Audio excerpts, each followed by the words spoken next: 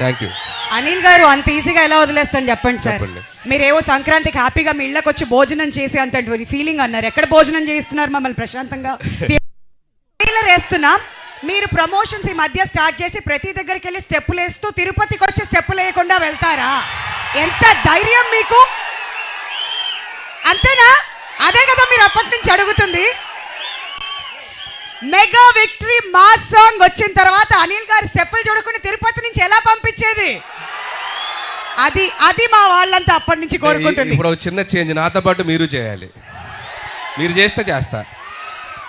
తిరుపతి రెడీయా? Okay, first step నేర్చుకుందామా? Ready? అందరు చూడండి. వావ్ వావ్, రెడీ అందరూ అందరూ